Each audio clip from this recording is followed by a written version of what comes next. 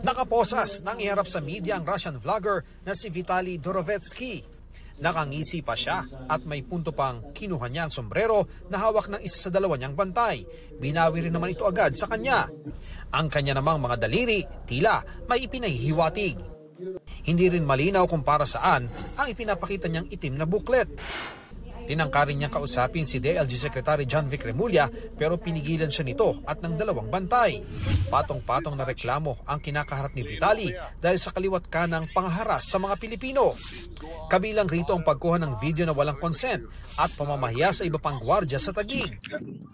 Bukod pa yan sa harassment ng isang matandang babae at pagmumura at pagtawa sa isang windsurfing instructor sa Boracay.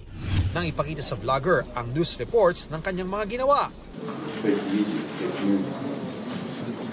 Nilitis natin to at hanggang walang verdict laban sa kanya ay hindi siya madideport. Dito lang siya sa Pilipinas. Ayon kay Secretary John Vic Remulla, kahit nga raw payagan pa ng korte na makapagpiyansa ang Russian vlogger ukol sa mga kinakaharap niyang asunto, hindi pa rin siya basta-basta makakawala. Under legal custody siya ng PNP dahil sa kaso, pero under restricted custody ng Bureau of Immigration.